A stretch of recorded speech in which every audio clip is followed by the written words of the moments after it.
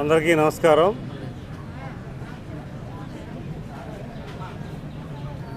ఉత్తరాంధ్ర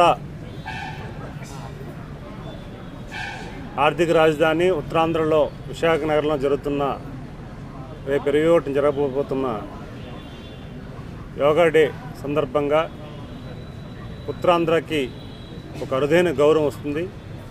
ఈరోజు ముఖ్యమంత్రి చంద్రబాబు నాయుడు గారు వారు ఆధ్వర్యంలో భారత ప్రధాని నరేంద్ర మోడీ గారు ఈ కార్యక్రమానికి రావడం, ఇది అత్యంత వైభవంగా జరిపించుకోవడం ప్రయత్నాలు జరగడం, ఇవన్నీ కూడా మన భారతదేశంలోనే ప్రపంచంలోనే మన విశాఖ నగరం ఉత్తరాంధ్ర పటం ఒక చరిత్ర అవుతుంది. దీనికి ఉత్తరాంధ్ర ప్రధానికం దీన్ని సద్వినియోగం చేసుకోవాలని కోరుకుంటున్నాం. 5 లక్షల మంది ఇప్పుడు దాదాపు 3 లక్షల పైన ఎంట్రీ అయింది. 5 లక్షల మందికి మనం టార్గెట్ పెట్టుకున్నాం. 5 నుంచి 7 లక్షల వరకు వస్తారని ఒక అంచనా ఉంది.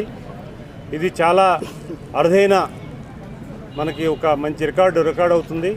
ఇది ఖచ్చితంగా ప్రతి ఒక్కరు కూడా దీనిని సద్వినియోగం చేసుకోవాలని మనస్ఫూర్తిగా నేను విజ్ఞప్తి చేస్తున్నాను. ఈరోజు ఆరోగ్యం పట్ల ఈ రాష్ట్ర ప్రజానీకం పట్ల కానీ ఈ దేశ ప్రజానీకం పట్ల కానీ ప్రధానమంత్రి గారు అవ్వచ్చు, ముఖ్యమంత్రి గారు అవ్వచ్చు, ఎన్డీఏ కూటమి అవ్వచ్చు, ప్రత్యేక శ్రద్ధ తీసుకొని ఈ యోగా డేని ఒక చైతన్యవంతమైన కార్యక్రమంగా తీర్చిదిద్దడానికి ఒక అవకాశం కల్పించారు. అందుకు ప్రతి ఒక్కరు కూడా దీనిని సద్వినియోగం చేసుకోవాలని మనస్ఫూర్తిగా వారికి రిక్వెస్ట్ చేస్తున్నాం. అదే సమయంలో ఈరోజు ప్రతి ఒక్కరు కూడా ఆరోగ్యం పట్ల ఎంతో ఆసక్తిగా ఉన్నారు. ఈరోజు యోగా అంటే ఒక 60-70 సంవత్సరాలు దాటే వాళ్ళు చేస్తారు తప్ప అనుకుంటున్నాం తప్ప ఈరోజు అదే అవేర్నెస్తో గౌరవ ముఖ్యమంత్రి గారు గత 40 సంవత్సరాలుగా ఆయన యోగా చేసి ఆరోగ్యాన్ని కాపాడుకుంటూ మనల్ని కాపాడుతూ ఈరోజు స్ఫూర్తిగా నిలిచారు. అదే స్ఫూర్తితో మనమందరం కూడా యోగాని మన ప్రతిరోజు మన జీవితంలో భాగస్వామ్యంగా చేసుకుంటూ జీవితంలో భాగంగా చేసుకుంటూ మనమందరం కూడా ముందుకెళ్లాలని మీ ద్వారా తెలియజేసుకుంటూ, ముఖ్యంగా విశాఖ నగరం ఈ రేపు యోగా డే సందర్భంగా ఆరోగ్యపరంగా ఒక స్థానాన్ని సంపాదించుకోవడంతో పాటు అదే సమయంలో రేపు ఆర్థిక రాజధానిగా ఉన్న విశాఖ నగరం కూడా పారిశ్రామికవేత్తలు కానీ ప్రముఖులను కానీ ఆకర్షించే నగరంగా మనం చూడబోతున్నాం. ఖచ్చితంగా ఇదంతా కూడా రేపు దేశ భవిష్యత్తు, రాష్ట్ర భవిష్యత్తుకు నాంది అవ్వబోతుంది ఈ ఈవెంటు. ప్రతి ఒక్కరు కూడా దీనిని సద్వినియోగం చేసుకోవాలని ప్రతి ఒక్కరు కూడా కోరుకుంటున్నారు. అలాగే ఈరోజు రాష్ట్ర భవిష్యత్తుని ఏడాదిలోనే భావితరాలకి సంపద సృష్టించే విధంగా గౌరవ ముఖ్యమంత్రి చేస్తున్న ప్రయత్నానికి మనం అందరం కూడా కృతజ్ఞత తెలియజేసుకోవాలి. తల్లికి వందనం కార్యక్రమాన్ని చేసి ఈరోజు లక్షలాది మంది తల్లిదండ్రులని మన ఆశీర్వాదాన్ని ప్రభుత్వం వైపు వచ్చింది.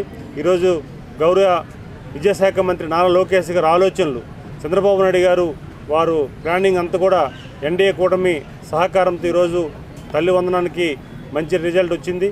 అదే సమయంలో దేశంలోనే నెంబర్ 1 ఈవెంట్గా ఒక పథకంగా ఈరోజు పేరు ప్రతిష్టలు వచ్చాయి. కేంద్ర మంత్రులు కానీ చాలామంది దీన్ని అప్రిషియేట్ చేస్తున్నారు. ఈ పథకం ద్వారా ఎంతోమందికి ప్రయోజనం, లక్షలాది మందికి ప్రయోజనం కలుగుతుంది. అది దీన్ని అందరూ కూడా సద్వినియోగం చేసుకున్నారని తెలియజేసుకుంటూ, అయితే మనం చూస్తుంటే ఒక రకమైన బాధాకరం ఒక విషయం ఉంది. ఏంటంటే ఎంత అభివృద్ధి జరుగుతున్నా, ఎంత బ్రహ్మాండమైన ఈవెంట్లు జరుగుతున్నా కొంతమంది నాయకులు మనం చూస్తున్నాం. కొంతమంది నాయకులు అంటే జగన్ టీంని వారికి ఏంటో కడుపు మంట, లేకపోతే ఏంటో వాళ్ళ కన్నీళ్ళు నాకు అర్థం కాదు.